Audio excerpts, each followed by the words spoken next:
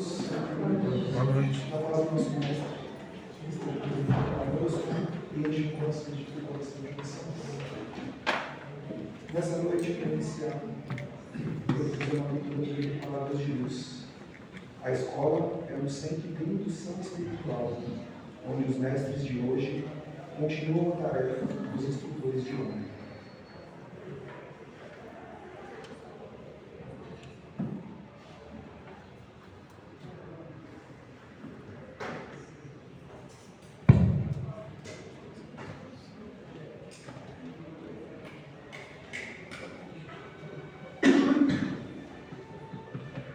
Para iniciar, eu os convido a sentar-se confortavelmente,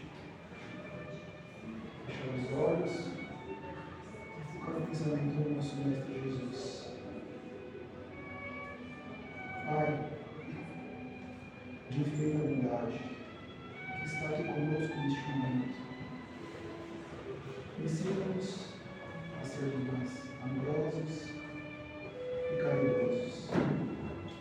Que nessa noite, em que optamos por estar aqui, para ver um pouquinho mais sobre os seus ensinamentos, que consigamos entender, colocar em prática, e não simplesmente saber o que tu diz, mas sim seguir os seus exemplos, Senhor. Que essa energia de amor, que essa energia positiva que circula aqui na nossa casa, encha os nossos corações, que possamos aproveitar a palestra e estarmos aqui melhores do que antes. Que assim seja, Senhor.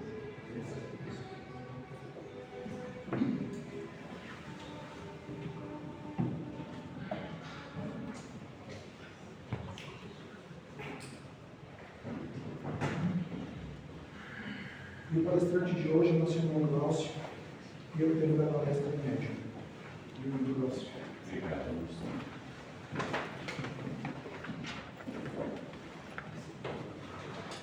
Boa noite a todos. É um prazer, uma alegria muito grande estar aqui com vocês para dividir algumas reflexões. Okay?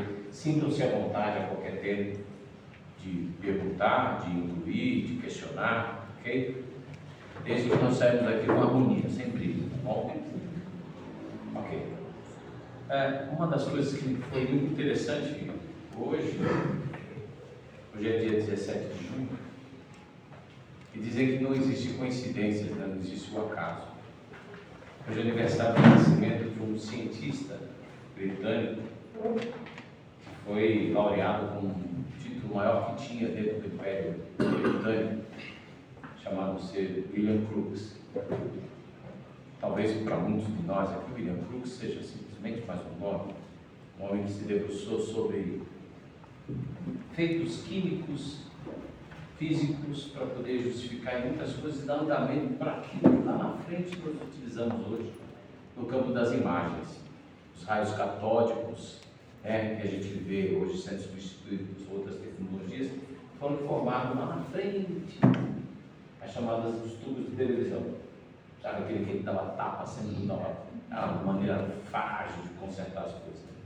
William Crookes, ele era um cientista laureado, reconhecido pela sua capacidade, pela sua seriedade nas coisas, e ele foi contratado, a banda da Rainha Vitória, na época, de fazer uma investigação sobre os fenômenos espíritas, para desmistificar e acabar logo com isso, porque a Inglaterra também tinha sido palco de alguns eventos, né, de contatos espirituais, mediúnicos.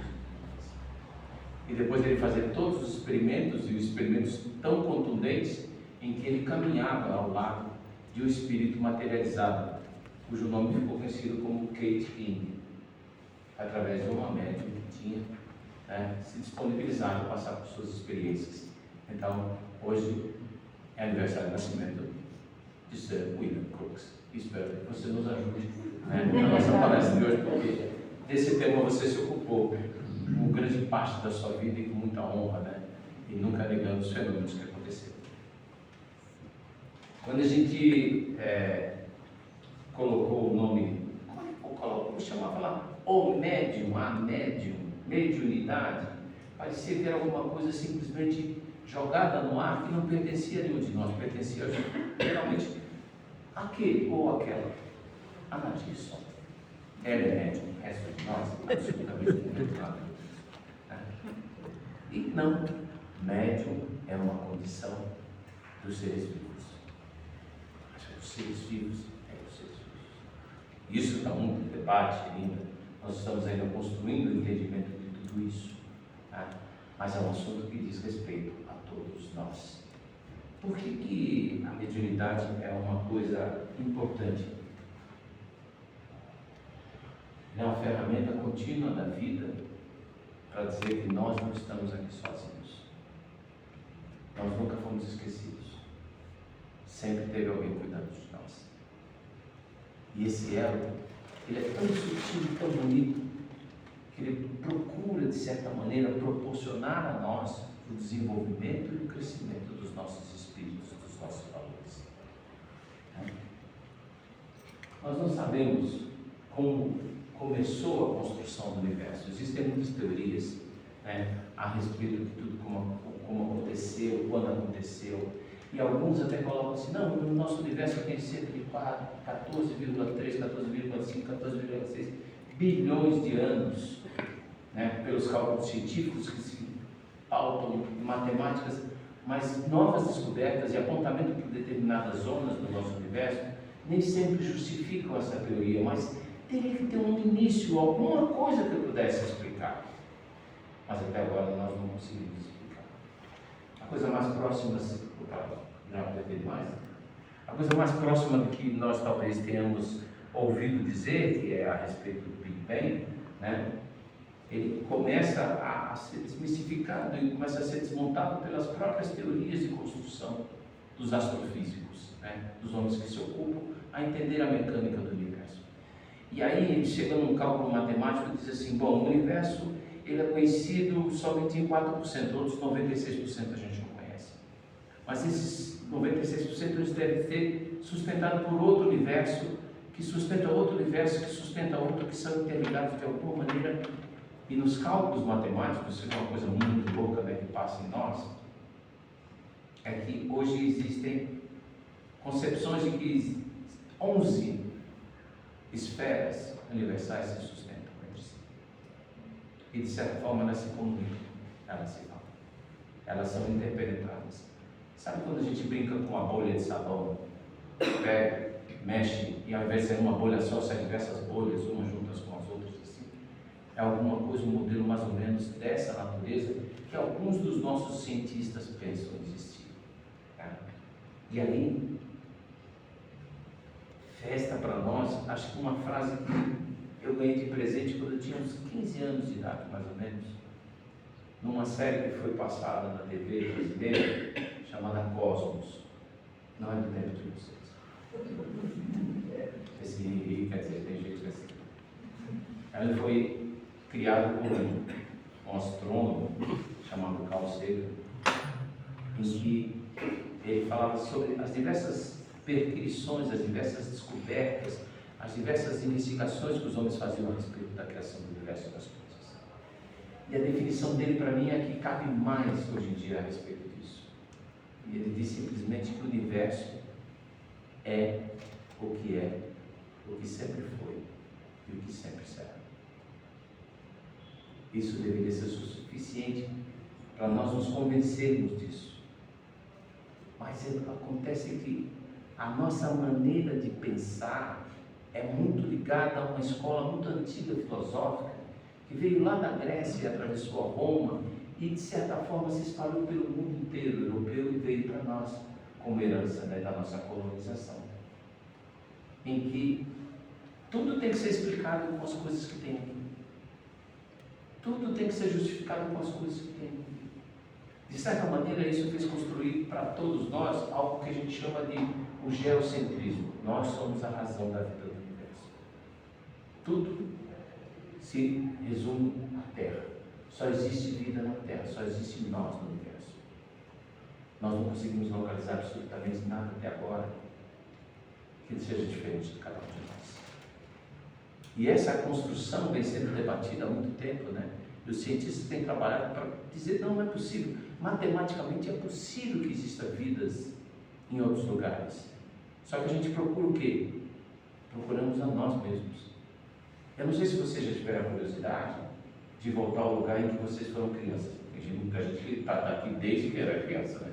Mas eu tive a oportunidade de sair dos bairros que eu morei. E depois de muito tempo, quando eu voltei para a cidade, eu pegava meu carro e ia na vila onde eu cresci. E eu ficava procurando as crianças para ver se encontrava. Claro que elas não estavam lá. Elas tinham crescido, elas tinham ido para outro lugar, né? Mas a gente tem esse processo de revisitar, né, as coisas para ver se encontra. Então, nós temos a concepção de que nós estamos aqui na Terra e o geocentrismo, tudo tem que acontecer aqui. E, na verdade, não é assim. É isso que os nossos amigos espirituais tentam, através do médium e da mediunidade, nos trazer a consciência, né? Então, a teoria do tudo, sempre ela tropeça em alguma coisa, sempre falta um pedaço. A justificativa que às vezes se coloca de que nada existia antes de um ponto, onde tudo estava comprimido no máximo possível, depois explodiu e deu a criação do universo, ela se perde nos processos, a criação das supercordas, nos sistemas de horizontes de eventos e etc, que enche os nossos livros hoje em dia nas bibliotecas para quem tem o apetite de devorar tudo aquilo que se explica os nossos astrônomos, né? Mas é um papo muito cabeça para a gente trocar aqui. Por enquanto a gente fica somente amando o brilho das estrelas. Depois de tudo isso a gente vai fazer uma pergunta: por que então foi criado? E cada um de nós tem a sua própria resposta. A minha deve ser por amor, mas um amor que a gente não conhece, um amor que a gente ainda vai conquistar. Estamos trabalhando para isso. Então, nesse universo físico que nós conhecemos, que é tátil, que a gente pega e consegue pegar na mão, sentir sua rudeza, suas pontas e tudo mais, ele, na verdade, é um aglomerado de alguma coisa que não se junta. Maluco, né? Porque nada é sólido, tudo é próximo, cercado por um campo magnético. E esses campos magnéticos, eles têm diversos comportamentos. Se a gente começar a penetrar muito por dentro de tudo isso, a gente vai encontrar um universo chamado subatômico, bem pequenininho, onde muitas ondas se trabalham de forma diferente. E aí gera uma coisa que, desde a época do Newton, do Isaac Newton, todo mundo foi para a aula de física e química, né? Sim ou não? Sim. Ou ficaram matando aula na hora do recreio? É bem capaz. Então, o Isaac Newton começou a perceber a mecânica do universo baseada no sistema que a gente chama de atração, né? Que são as órbitas dos planetas, dos astros e tudo mais. E ali se criou a gravidade, a lei da gravidade, que perdura até hoje nos cálculos que a gente faz. E esse conceito criou-se uma coisa chamada física mecânica do universo. Então, o planeta é atraído de acordo com a diferença das suas massas, né, e etc e tal, no seu movimento contínuo, etc, até que surgem algumas pessoas que vão trabalhar isso de forma diferente e vão descobrir que, além de tudo isso, existem comportamentos de ondas e massas que vão fazer parte da nossa vida e a gente nem percebe, porque estão no nosso celular, no nosso micro-ondas, né, nos nossos sistemas de transmissão, nos raios ultravioletas, na parte dos sistemas de medicina nuclear, tudo isso em coisas invisíveis que vão fazer parte da nossa vida, do nosso cotidiano, e a gente não está nem aí, e parece que existe uma indiferença por tudo aquilo que é mágico. Nós vivemos num lugar realmente mágico. Né? Numa concepção que alguns cientistas fazem, cada um desses pontos pequenos que existem aqui, ó, são aglomerados de galáxias. Eles calculam que tem alguma coisa em torno de 13 trilhões de galáxias. Nós moramos em uma, né? E essa galáxia, e essa galáxia, para a gente chegar no centro dela, viajando à velocidade da luz, a gente levaria alguma coisa em torno de 120 mil anos. Claro que quando a gente viaja a velocidade da luz, o espaço-tempo ele se curva. E ao invés de você gastar 120 mil anos para chegar no centro, você gasta alguma coisa muito menor. Só que quando você voltar, ninguém mais está por aqui. É interessante isso. O tempo é alguma coisa que nós temos como um parâmetro educacional e organizacional para nós. Mas ele tem um comportamento totalmente diferente quando a gente se desloca no espaço. Aqui é a nossa casa, né? O quarteirão. Aqui mais ou menos fica o planeta Terra. Juntamente nesse rocambole aqui, existem bilhões de sóis, de estrelas, de planetas que estão sendo investigados todos os dias pelos nossos cientistas. Quando foi lançado um projeto chamado Voyager 1 pela NASA, que tinha como intenção estudar, né, o mecanismo do nosso sistema solar, saber dos recursos que teriam disponibilidade, o Carl Sagan também participou desse projeto. E ali eles colocaram um disco de ouro com os sons da natureza, o choro de uma criança, a saudação em diversas línguas e a localização da Terra. Isso criou um auê no meio dos cientistas. Eu falei assim, você está maluco? Você vai dar a nossa localização para eles? Se eles vierem aqui pegar a gente não sabe se eles são bons nisso, mas meu amigo, se ele conseguir se deslocar de qualquer lugar que ele esteja, ele está muito mais avançado do que nós.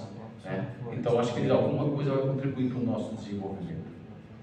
Mas aí uma coisa interessante aconteceu, que quando chegou lá no último planeta que seria explorado, ele falou assim, vamos fazer o seguinte, agora a gente vai desligar, e até hoje não foi desligado, hein? Já faz mais de 46 anos que a nave está viajando, tá? A bilhões de quilômetros da Terra. E ele falou assim, vamos virar a nave para cá e tirar uma foto do lado da onde ela está, achando a nossa Terra. E eles viram, através de rádio, olha só como é que é o negócio. Presta atenção uma coisa. Eu, através de um comando de rádio aqui na Terra, eu vou pegar uma astronave que está lá, a bilhões de quilômetros, e falar assim, olhe para nós. É bonito isso? Olhe para nós. E ela vira. E quando ela vira, ela tira uma foto em direção da Terra. E manda essa foto para cá. Aí os cientistas pegam, começam a olhar aquele negócio, amplia. Cadê nós aqui? Aí ele fala assim, está vendo esse ponto azul? Qual? Esse bem pálido aqui. Isso somos nós. E a partir dali ele constrói uma redação muito bonita chamada Pequeno Ponto Pálido Azul. Muito bonito. Em que ele fala assim, essa é a nossa casa.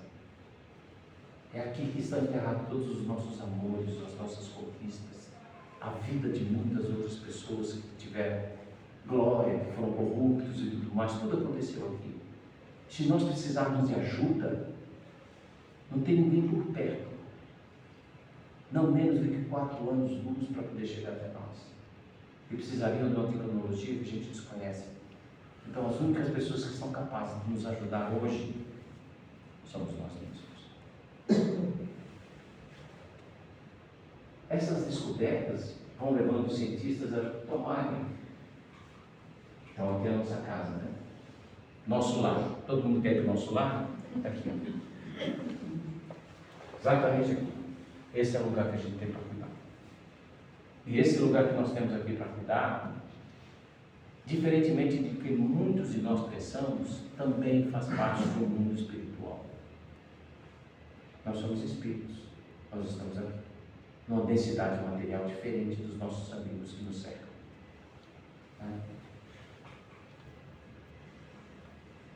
Pesquisas científicas começaram a colocar o mapeamento daquilo que a gente chama do DNA.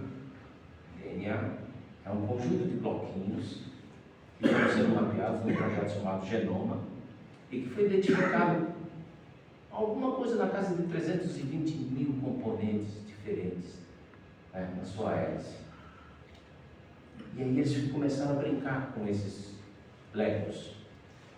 Montaram um mosquito, montaram uma abelha, montaram um sapo. Montar, que eu quero dizer assim, contar a quantidade de elementos que tinham de DNAs e quais eram os que existiam em cada um dos deles. Desses 300 e tantos mil, eles notaram que eram utilizados para construir um homem, uma mulher, algo em torno de 30 mil, 32 mil elementos. E os outros 330. Mas ainda dentro da composição desses 30 e poucos mil, você se juntar A com B, B com C e C com D, não dá o mesmo resultado de B com F, F com C, porque constrói de individualidades com potenciais diferentes. E dentro dessa composição, a gente vai descobrir que entre nós e o primeiro ensaio, né, de vida, existe uma diferença muito pequena na sua composição, mostrando que todos nós temos a mesma origem, mas impulsionado por alguma coisa diferente, que não seja a matéria. Alguma coisa nos ajuda a montar essa engenharia fantástica que somos nós, essa máquina magnífica que somos nós. O comportamento da célula, na hora que ela é fecundada, ela recebe um impulso, e a primeira coisa que ela vai construir é o coração. E depois que ela constrói o coração, ela começa a bombear células que vão se dividir em diversas tarefas. E ela passa, pega no guichê e diz assim: você vai lá para construir o fígado, você vai lá para construir os rins, você vai para lá para construir os olhos. Capricha na cor, escolhe um que combina com os seus cabelos. E assim vai. Quem ordena tudo isso? Quem dá impulso a tudo isso? O que existe por trás de tudo isso? Esse elemento é que vai comandar a organização de tudo isso. E o que a gente aprendeu na escola foi que nós temos 5 sentidos, não é isso? Tato, olfato, paladar, né? Isso está localizado onde? Vamos lá. O tato. Aonde que está localizado? Errado. O olfato está localizado aonde? No cérebro. A visão está localizada onde? No cérebro. Tudo está localizado no cérebro. É o cérebro que interpreta todos os sinais que recebe do exterior. Só que no nosso nível de entendimento hoje, ele é capaz somente de processar uma parte daquilo que a gente enxerga. Os nossos olhos são mais rápidos que o nosso cérebro. E a gente está fazendo com que o cérebro cresça, o cérebro mude. Ele vem avançando nos milhões e milhões de anos da nossa espécie, se capacitando para novas aventuras. E nós participamos desse projeto. Nesse processo de termos diversos universos se juntando, se sustentando, nós vamos descobrir uma coisa de que, de certa maneira, nós somos interexistentes. O que é interexistente? Nós fazemos parte desses universos de acordo com o nosso desenvolvimento, estando em contato com eles o tempo todo. E esse contato nos traz uma certa percepção embaçada, como se fosse uma canção distante, alguma coisa que não gostaríamos de ouvir. É nesse momento que a gente começa a sentir o perfume de minha mãe, o cheiro do biscoito da minha avó, o tocar da mão do meu avô, o abraço do meu tio, as cócegas do meu irmão, o riso dos meus amigos. Isso é o nosso contato com esse mundo que nos rodeia. Um mundo que, de certa forma, nos apoia e nos incentiva para que nós possamos seguir em frente. Então, a gente descobre tudo isso. E existem outros sentidos fazendo parte de nós, que não são localizados muitas das vezes no cérebro. Não temos máquinas ainda capazes de dizer assim: isso está em tal lugar, isso está em tal lugar. Nós temos a telepatia. Alguém aqui é telepata? Não? Eu sou de uma família de telepatas.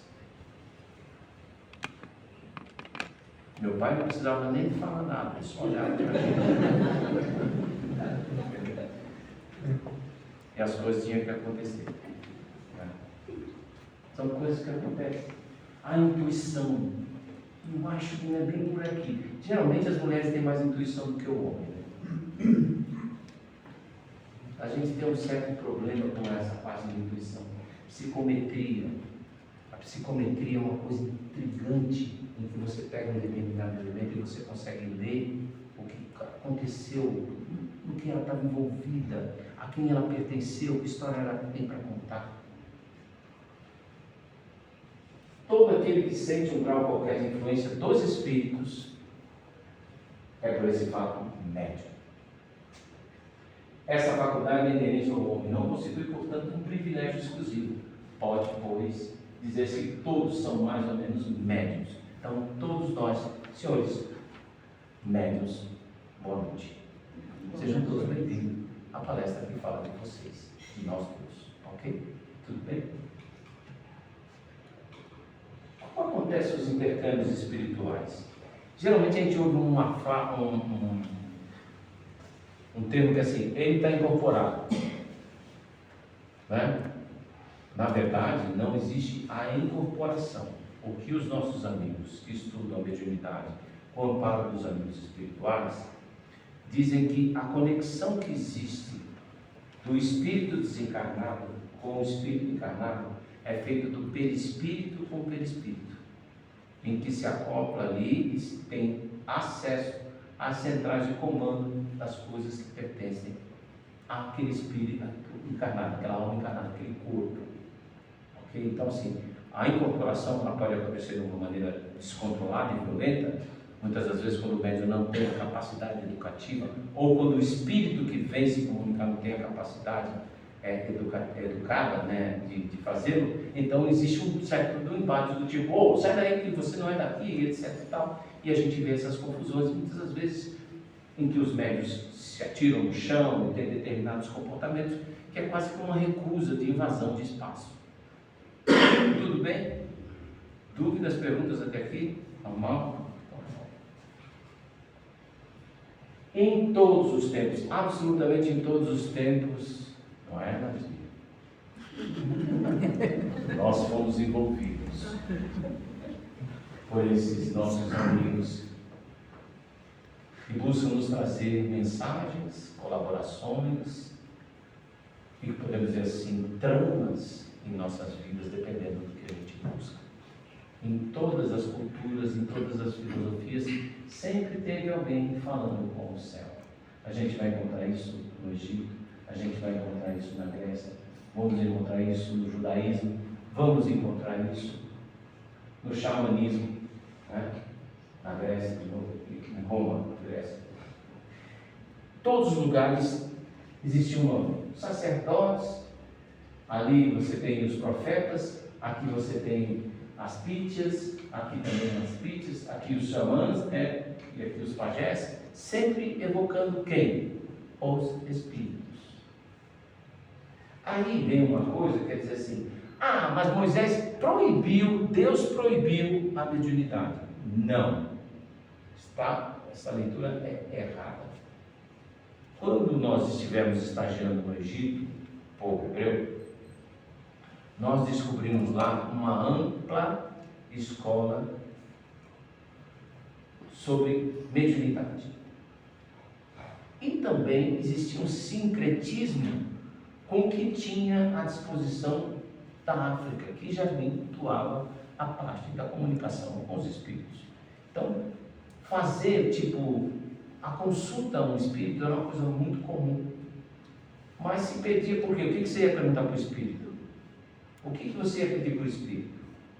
A mesma coisa que a gente pede hoje nos postes de esquina, diz assim, trago o seu amor aos seus pés.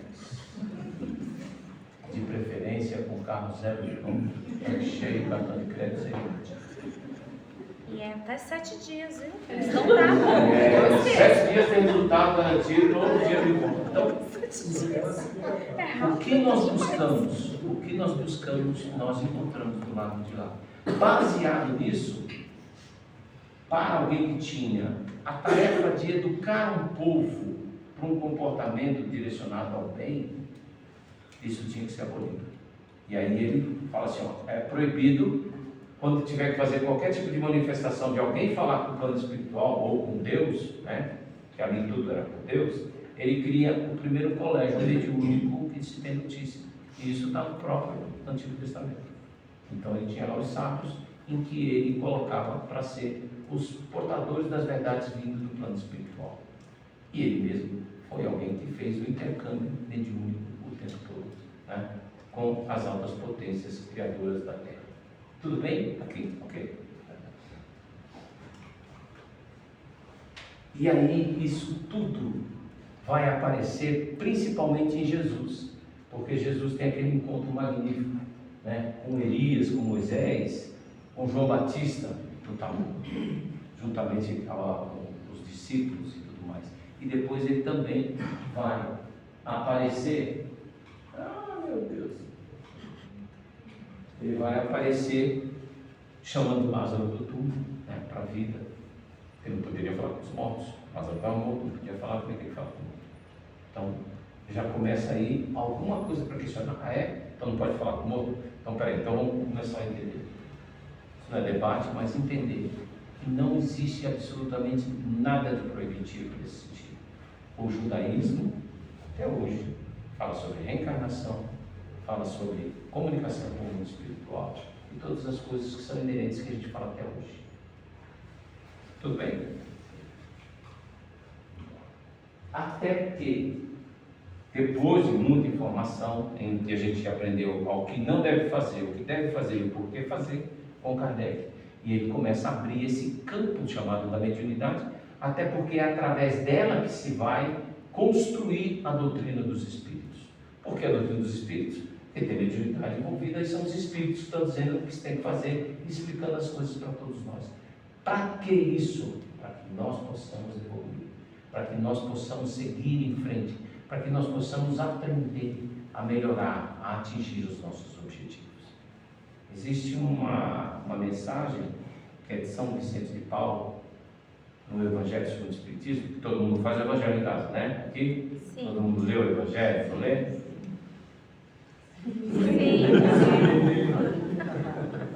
Procura uma mensagem lá que diz assim, ó, se vocês tivessem feito tudo certo, eu não precisaria estar aqui, nós não precisaríamos estar aqui para poder fazer isso por vocês. E aí começam algumas coisas interessantes que a gente vai falar do solo brasileiro.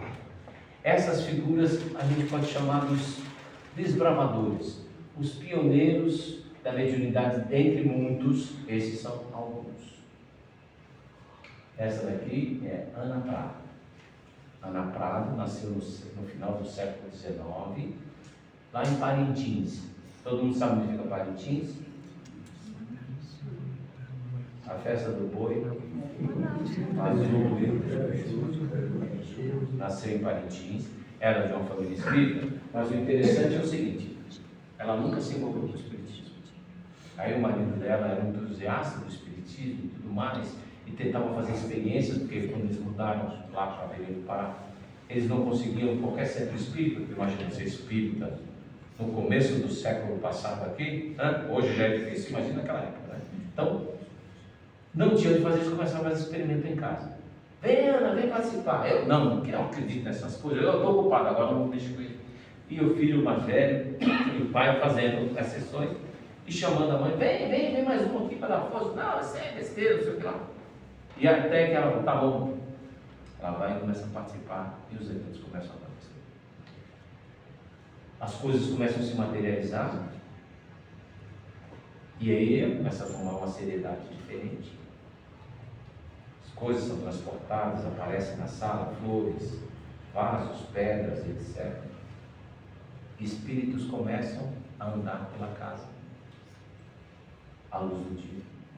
E aí ela tem um encontro lá na frente com alguém que a gente vai conhecer através de um livro chamado Voltei. Já leram o Voltei, do irmão Jacó?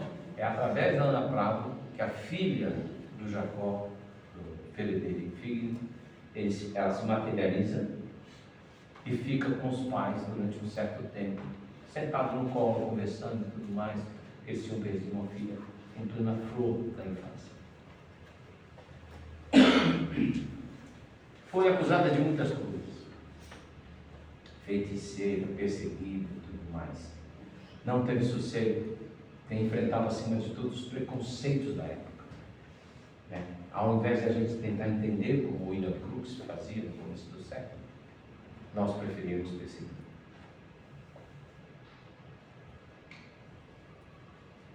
Carmine Mirabelli. Mirabelli era uma coisa extraordinária.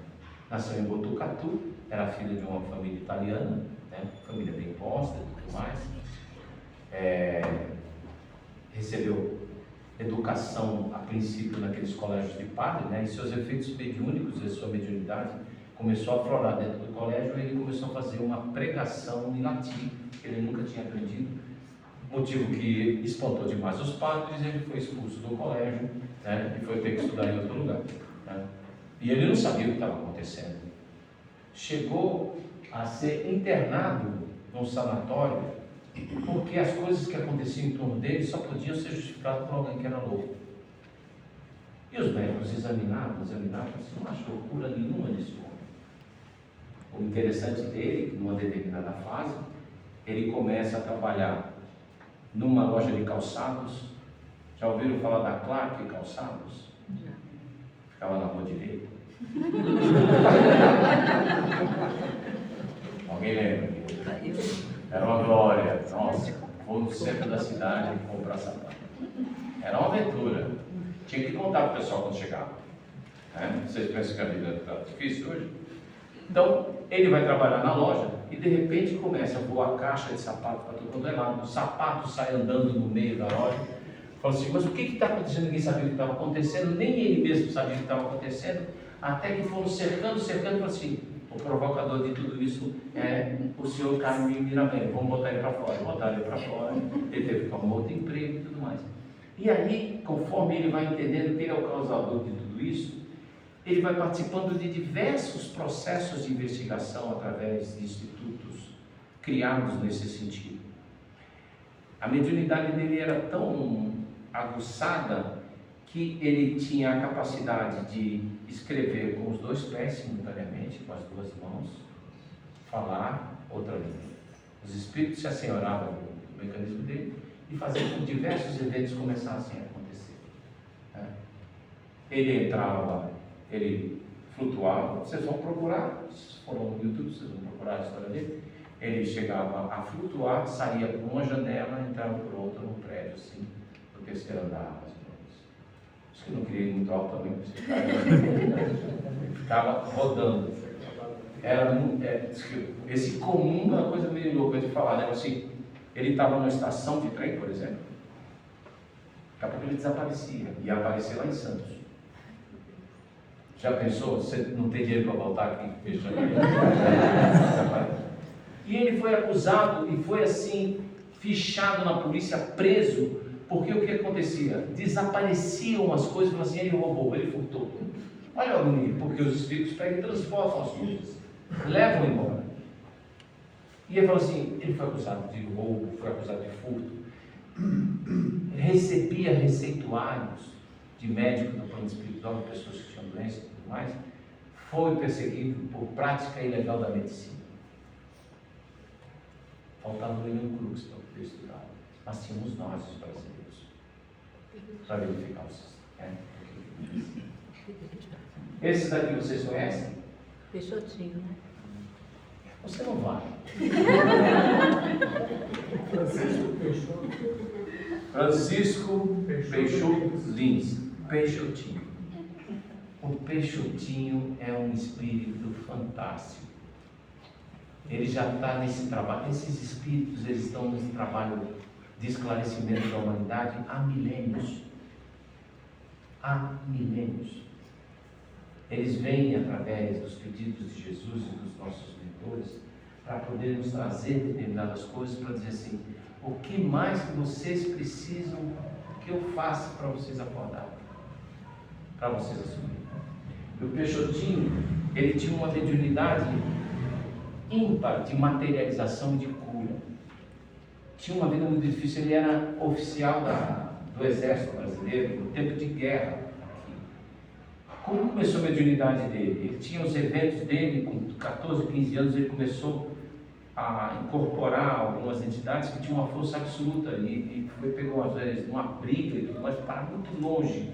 Depois disso ele entrou num processo de catalepsia. Sabe o que é catalepsia? Você morrer, não ter sinal de vida nenhum. E aí ele já estava envolvido na mortalha, já estavam velando o corpo dele. E no meio do agora vamos enterrar o bicho, né? Só essas coisas.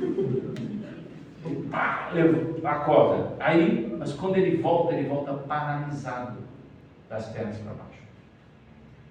Volta, fica na cama. E aí, um major do exército fica sabendo do caso. Fala assim, eu quero conhecer esse rapaz. Vai lá e fala para o pai, olha, se você permitir, podia falar para o seu filho tem a mediunidade. Pode ir embora daqui. Isso é coisa do diabo, isso é coisa do inferno, isso não sei o que lá. E o Peixotinho ouve lá na cama e fala, pai, eu quero falar comigo. E aí ele começa a falar com Viana de Carvalho, que era um dos espíritas pioneiros aqui do Brasil. E que através da primeira sessão de passes e água fluidificada, ele já começa a melhorar e já começa a andar novamente. O Peixotinho ele tinha a capacidade de materializar 2 espíritos simultaneamente. Ele era uma usina de produção de ectoplasma. Para tanto, ele tinha que se dedicar a uma vida extremamente regrada em termos de alimentação. Ele não comia carne vermelha, ele comia muito peixe, que era rico em fosfato, para poder fazer os efeitos de cura, que era muito necessário. Não podia beber, não podia fumar, né? E ter, acima de tudo, um comportamento cristão. Era casado, teve 8 meninas e um menino, 9 filhos. 9 filhos. O passo mais interessante da vida deles é contado pela dona Alcione, que é uma das filhas, em que toda vez que chegava um doente, ele falava para as crianças, deem a cama para ele. O doente dormia na cama e os filhos dormiam no chão.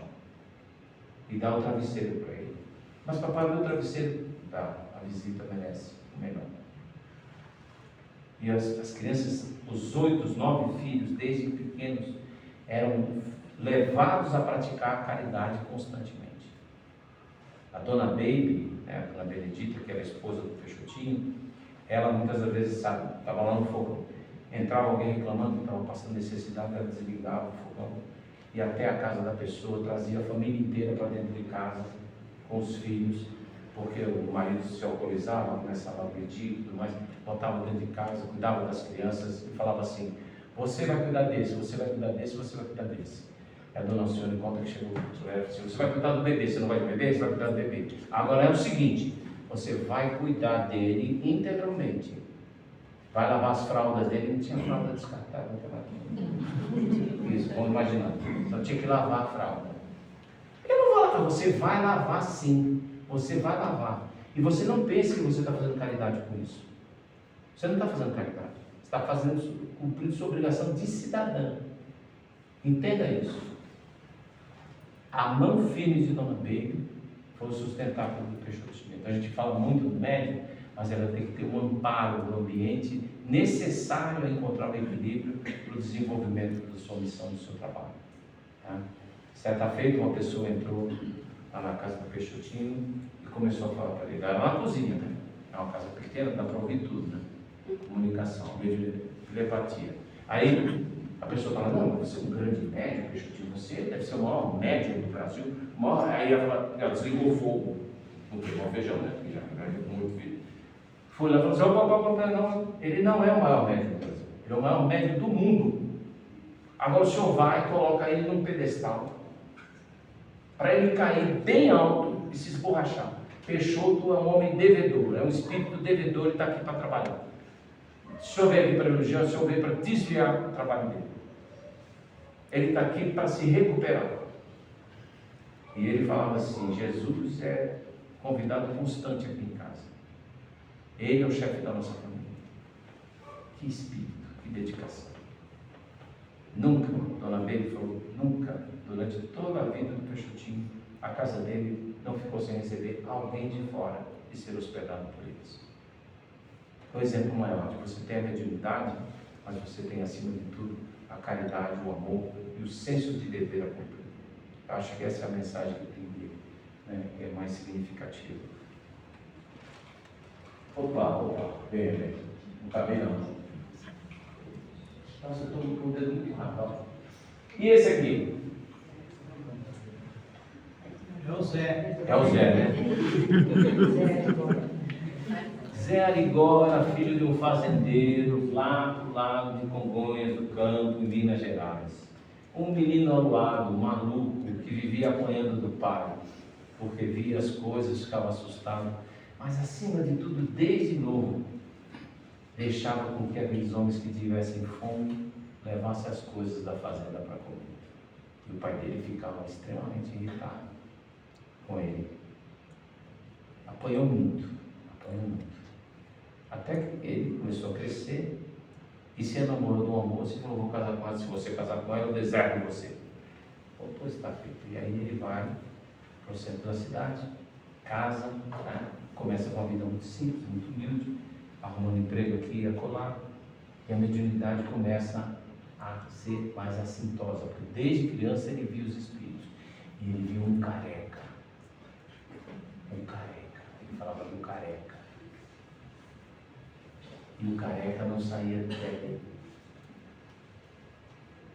Quando um dia, já casado, ele levanta de madrugada, a mulher olha, ele sai, ele atravessa, vai até a porta da igreja, tinha um mendigo lá deitado, com um problema na perna, ele vai lá, vem aqui, chama o cara, cura o cara e vai embora. Vai para casa, e a mulher fica, no dia seguinte o mendigo aparece, você viu o mineiro falando, você apareceu falando tudo esquisito lá, não sei o que lá, e eu estou curado agora, não sei o que você fez e tudo mais.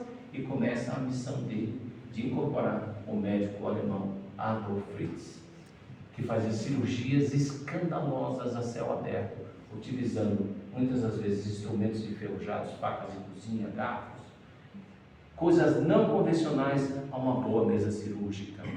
Fazia isso a plena luz do dia. Milhares de pessoas iam buscar, desenganados e tudo mais. E ele os operava assintosamente na frente de todo mundo. Sem anestesia. A NASA mandou cientistas para poder estudar o que ele fazia. Botaram equipamentos na cidade, tiveram que mudar a capacidade elétrica do quarteirão para botar os equipamentos necessários para medir as coisas que eles queriam ver. O Japão mandou um cientista ver, a França mandou, a Inglaterra mandou, e nós mandamos a polícia prender. Nós mandamos a polícia. E ele foi preso, foi processado, foi indultado, foi preso de novo, por prática ilegal da medicina, perseguido, tentavam envenenar ele, uma série de eventos, mas sustentava o seu trabalho. E aí teve uma ocasião que não ele, mas o Dr. Fritz, através da incorporação dele, né? E ele como fornecedor de ectoplasma necessário ao processo, ele curou muitas pessoas famosas. Então, o filho do Roberto Carlos, por exemplo, Segundinho, né? Ele tinha um problema na visão. O Dr. Fritz falou assim: eu vou adiar, mas quando ele tiver 23 anos ele vai ficar cego, ele vai ter que passar por isso, né? Isso foi sendo trabalhado na família.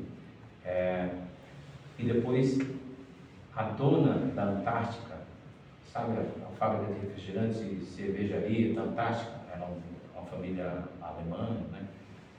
Eles também tinham um problema na família, levaram lá, fez a cura, e ela ficou entusiasmada, ficou muito feliz, conseguiu fazer muitas doações, né? Caridade, fazer o Natal do pessoal, e começaram a dar presente para o Arigó. Então, o Arigó se vestia de maneira muito simples, né? Com aquela botina desgastada e tudo mais. Então, pegou e falou assim: ó, tá aqui um terno novo para você, sapato novo, camisa nova, perfume, e ele foi todo bonito para o centro.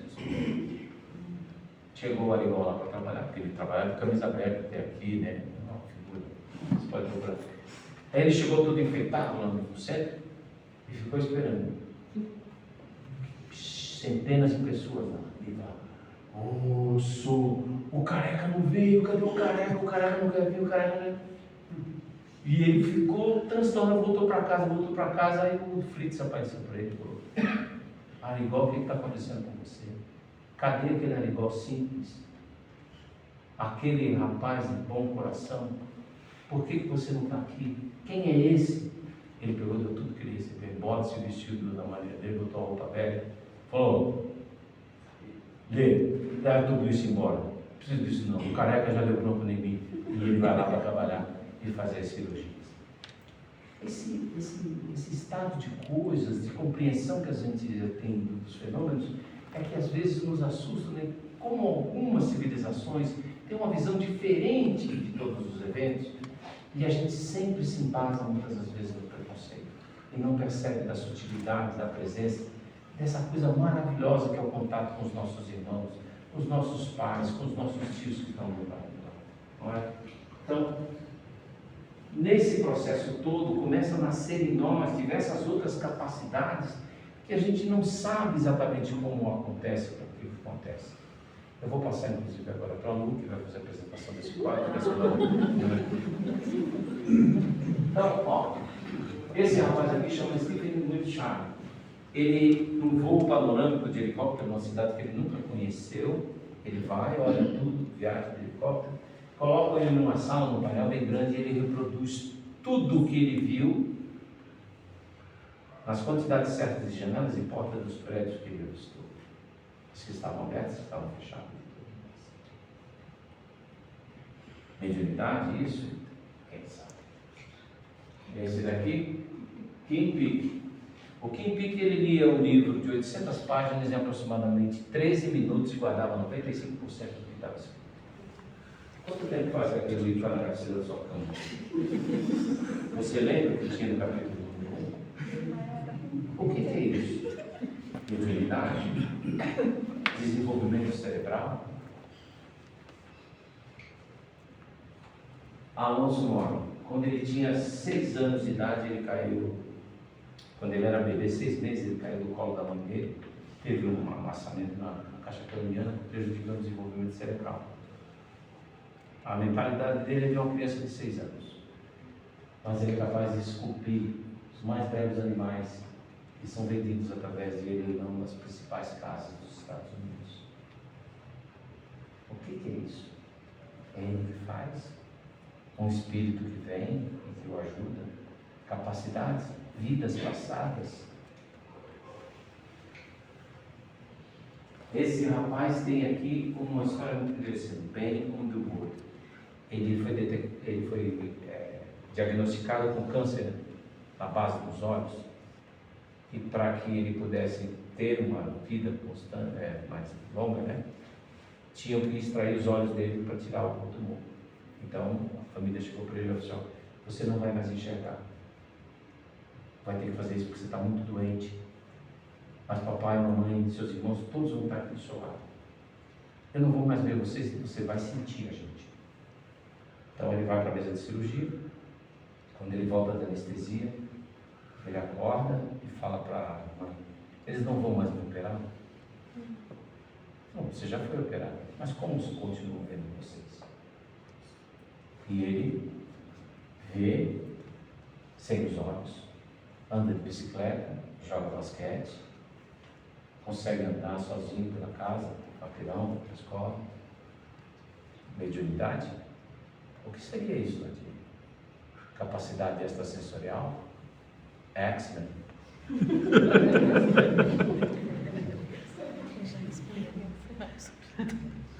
Bom, aí nós temos aqui o Nong Yu-hui, eu não sei se meu chinês é péssimo. O pai chega em casa, o carro tudo escuro e tal, entra na sala, quando olha o menino no escuro: o que você está fazendo aí? Estou estudando. Mas com as luzes apagadas, ele enxerga no escuro. E foi classificado como sendo uma anomalia. Quantas vezes a gente não queria enxergar no escuro para não tropeçar naquele banquinho? Ou dar com o dedinho no frio, no pé da cama. Não é? Então, será que a gente sabe? Será que nós nos conhecemos dos nossos atributos, das capacidades que nós possuímos? Nem sempre. Eu não vou falar dos demais, porque já está avançando aqui no... Então, mas a gente percebe que há pessoas que pensam e veem as coisas de forma diferente. São pessoas que pensam em música. Então a gente vê um Beethoven, um Mozart, um Vivaldi, um Bach, compondo uma obra através de instrumentos de uma maneira fantástica, que nos encanta. É um tipo de inteligência que nós ainda estamos trabalhando para adquirir. Que capacidade é essa? Será que ele comprou no Kinder Ovo? Da onde eles criaram tudo isso? A gente não sabe. Tem aqueles médiuns que conseguem ler o universo, né? Sabe o comportamento dos astros, como que eles se distanciam, como eles se comportam daquilo que eles vão ser. São eles que conseguem dizer para nós que nós somos integrados e pertencemos a tudo isso. Que o nosso sangue é vermelho porque o ferro que habitou o coração de uma estrela explodiu há bilhões de anos atrás, está dentro de nós, assim como muitos outros elementos. Nós estamos no universo e o universo está dentro de nós.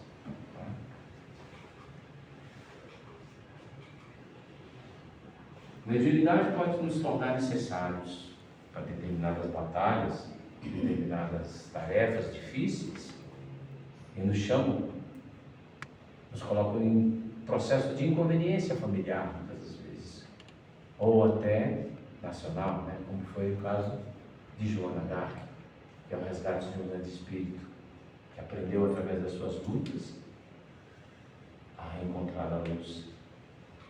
A gente vai encontrar a mediunidade nos reconduzindo para o caminho correto, como aconteceu com Paulo de Tarso. Acho que assim tudo vai nos tornar divinos, como fez com Francisco de Assis. Né? Mas existem outros médiuns, a gente não sabe bem qual foi a capacidade que eles desenvolveram, que são aqueles que são os médiuns do bem. Dr. Bezerra, Mohamed, Gandhi, Madre Teresa de Calcutá, Irmã Dulce, Dona Aparecida, Eurípides Bassanufo. Bassanufo, quando se tornou espírita e começou a fazer o evangelho no lar, todas as casas de Sacramento ouviam ele falar, como se ele estivesse lá presente.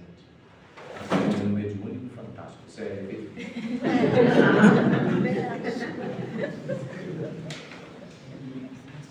Sacramento, ela é uma cidade mágica, é o berço dos esforços, mais uma vez, dos espíritos aqui no Brasil, dizer assim, a gente vai recomeçar. É um lugar mágico, fantástico. Dúvida? Não estou fazendo dúvidas até aqui. Até que hora eu posso ir? Até meia-noite. Já estourei no tempo? Já estourei. Já. Alguém já? Tá vendo? Muito bem. Mas existem outros médios que têm funções fantásticas. São aqueles que nos capacitam a ler, a escrever, a contar, para podermos interpretar melhor a vida. E nem sempre a gente dá valor. São os nossos mestres, aqueles que nos ensinam a caminhar. É a incorporação maior, a simbiose de uma mãe, duas almas ocupando o mesmo espaço físico, que é uma coisa quase que inadmissível por nós. Médium da vida. Graças às mulheres é que nós estamos aqui. Né? Os pais, claro, médiuns da direção. Aqueles que passam o conhecimento e influem na vida dos filhos. Médium de Deus. Não importa quão longe você esteja. Não importa em que escuro você se esconde. Não importa da onde você vem e para onde você vai. Eu estarei com vocês até o final dos tempos. Que Ele nos abençoe e perdoe de estourar o horário. Eu sei que vocês têm seus afazeres, seus regiões. Fiquem com Deus. Muita paz.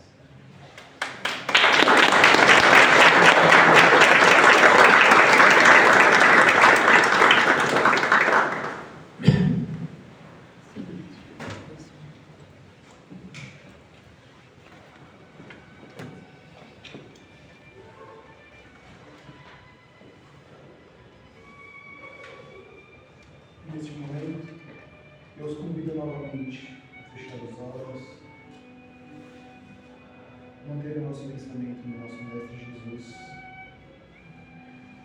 Imagine que em nossa frente tem um irmão de luz que vai nos aplicar um passe de renovação, de cura, um passe que vai nos ajudar a canalizar toda essa energia de amor que circula aqui na nossa casa, para encher o nosso coração.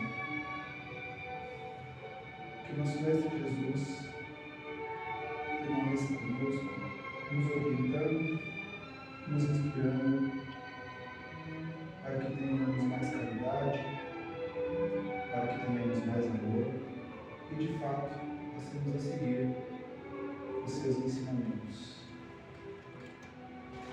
Que tudo isso que ouvimos hoje seja um aprendizado que possamos levar adiante e que o amor compartilhado aqui, essa energia do bem, possamos levar para os nossos familiares, para os irmãos que por algum motivo não puderam estar aqui conosco hoje. E para terminarmos a nossa noite, vamos fazer a oração que o próprio Mestre nos ensinou. Pai nosso que estás no céu, santificado seja o vosso nome. Venha a nós o vosso reino, seja feita a vossa vontade, assim na terra como no céu. O pão nosso de cada dia nos dai hoje, perdoai as nossas ofensas, assim como nós perdoamos a quem nos tem ofendido. Não nos deixeis cair em tentação, mas livrai-nos do mal. Que assim seja, graças a Deus. Que o nosso Mestre nos guie para casa com tranquilidade, sob a sua proteção. Boa noite, meus irmãos. E agora, eu os convido a permanecer tranquilos. Vamos abrir a sala de paz. Depois da sala de paz, vamos tomar a água frutificada.